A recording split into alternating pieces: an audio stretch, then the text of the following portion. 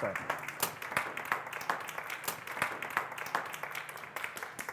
Interesting experiences. So I've been in places like Tokyo, Sydney, San Francisco, working in forward-thinking industries like semiconductors, energy, communications, directly for Fortune 100 CEOs on some of the most challenging issues that they're facing. And this was an important experience for me because I got to see what some of the most innovative minds were working on, where the money was going, what challenges they're facing on a global context. And from that experience, I came to a conclusion. We are actually facing a paradigm shift when it comes to human progress. And I'm talking about in less than 50 years. If we crack artificial intelligence, the better understanding we get of our human genome and the ability to edit our genetics, right? Using data effectively to figure out how we make better decisions, that'll dramatically impact the way in which we live. And that's happening. And it's up to us in the audience, or the people watching this, to figure out how we can play a part in making this curve as vertical as possible. And if that's not where your priorities are, then this talk probably isn't for you. But if you are, and you do have the desire to change the world, well, I have 4 steps for you. Casual poop emoji to keep you on your toes. But before I give you the 4 steps, I want to give you a reality check, okay? You probably will not change the world. And here's what I mean by that. And we see it too often.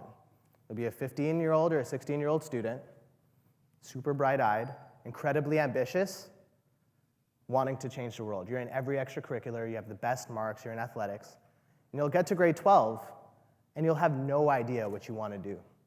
I certainly didn't. I flipped a coin. Heads was business, tails was genetics. True story, real life. And heads because my brother was doing business, and genetics because I had a cool course in grade 11. The funny thing is most young people actually don't have better information to make better decisions. So they'll choose a university because they think it has a good program, or because one of their friends are going there. And they'll think they made it because they think university is the goal. And then they'll get to university, and even if they don't switch programs, which most of them do, they'll get to their 4th year and still have no idea what they want to do. And then companies will recruit, and that's where complacency starts. So where you were once this 15 or 16-year-old young person who wanted to change the world, now you're sitting in a cubicle as an accountant. And to me, that's failure. But it wasn't your fault. The system failed you, and you put your trust in that, right? And so the 4 points that I'm going to outline is going to increase the probabilities of us dramatically making that curve that we talked about as vertical as possible. So the first point is be different. One of the things that we talk about at TKS is the only way to achieve unconventional success is to follow an unconventional path. Like, you can't expect to do the same thing as everybody else and achieve a different result.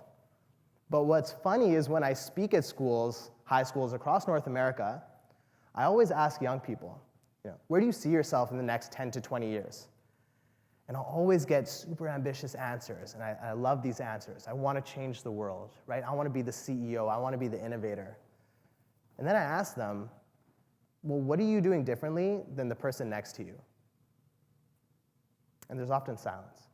And maybe they're not doing anything differently because they're still young, they're trying to find their bearings. Fine. How are you thinking differently than the person next to you? And it usually is still silence, right? And so there's almost this air of naivety or entitlement, or I'm not sure what it is. But you have to be different if you want to achieve that result. If you think about my story in university, most of my experience actually didn't come from university. So when I was 18 or 19, I was interning with one of the world's largest microfinance institutions in Bangladesh, working every day with Nobel Peace Prize laureate winner Muhammad Yunus on figuring out how to address ultra poverty. I started a company, was given $50,000 at a $200,000 valuation without even having an idea. I was building mobility aids for the physically disabled in rural Honduras, teaching at universities in East Africa, an accredited business case course working in Central Asia on early childhood education. Like, this is all in university, and I'm running out of, like, I have so many things that I can talk about, and most of those opportunities are me creating my own opportunities. And that was an important experience for me, again, because I got to see the world from a completely different lens and a completely different context than everybody else. So that's the first thing, be different. The second point is you need more information. So I'll use this analogy. Say your information, the information you have in your head is like puzzle pieces. Well, say you only have 10 puzzle pieces and everybody has 10 puzzle pieces. No matter how hard you think, there's only a certain amount of combinations for these puzzle pieces, right, to create a certain picture. And what I find is oftentimes young people spend a lot of time thinking, but not getting more information. Imagine you had 20 pieces. Now the amount of combinations are exponential, and the connections that you can conceive of, other people typically can't conceive of. And so once you get more of that information, again, you'll be able to make some of these connections that can have dramatic impacts on the world that typically young people don't make. Okay, fine, so what information should I get, right? That's the next question that young people always ask. Well, in my opinion, if you want to change the world, you got to focus on forward-thinking content, right? And I mentioned some of these topics. Like, think about things like artificial intelligence, virtual reality, genomics, quantum, cryptocurrency, and there are lots, right? But the things that are going to explode and dramatically change the way in which we live, focus on those. Now, normally when I say that, people tell me, well, those things are hard. Like, don't you need a university-level education to work on artificial intelligence and a lot of those things? Well, my answer to that is step 3, figure it out, right? The world is different today than it was, I would say, even 10 years ago, 5 years ago. There's more information, data, that's been created in the past 2 years. Actually, the information has doubled over a 2-year span that we have available to us. So there's a lot of resources available at your fingertips, right? Whereas traditionally, when I was growing up, we didn't have Khan Academy. We weren't using YouTube or Google to figure out some of these challenges. But you can today, right? And you can learn from the best in the world to figure it out. We have a TKS participant who's working on next generation brain imaging technology, right? How to increase the granularity of an MRI scan by like 20x to 100x. And he had to learn university level physics or calculus to figure that out. And it was hard, right? Hard problems take time to solve and are hard to solve. But he had to do it because if someone went under his machine, he had to make sure they didn't blow up, right? And he had that passion for what he was doing. And part of actually the getting more information piece is finding your passion.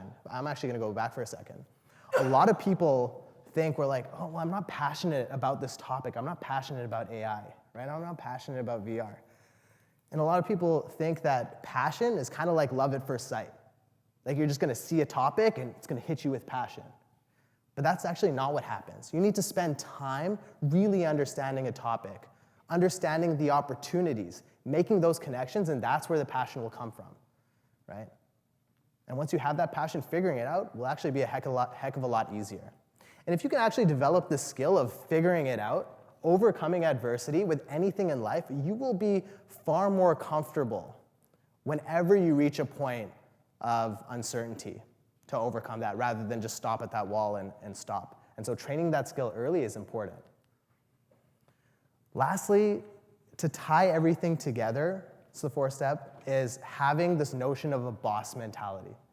Now, it's very difficult to articulate. Of course, there is a notion of self-confidence in there, but it's a little bit more than that. Certainly is not arrogance, right? Arrogance is walking into a room and thinking that everybody else, or you're better than everybody else there. That's not boss mentality. But what boss mentality is walking into a room and understanding that everybody else in the room is not better than you. And once you understand that, once you really understand that, you'll be able to ask for things that other people typically won't be able to ask for. You'll be able to stand out in ways, again, that other people won't be able to stand out in. So Steve Jobs says one of my favorite quotes, and I might be paraphrasing a little bit, but he says, "The world in which you know it today was made up by people no smarter than you. And that's Steve Jobs saying that. Like, he's had access to a bunch of the most influential innovators globally for the past 50 to 7 years who have impacted the way we live. And he's still saying they're no different than us. And again, if you really internalize that, and if you get it, and you trust yourself enough, right, you'll be able to take all of those 3 steps, combine it with boss mentality, and make it happen. Make change happen. And so that's the formula, right? Be different, get more information, figure it out, and use that boss mentality to actually implement change. Once you do that, you'll change the world. Thanks.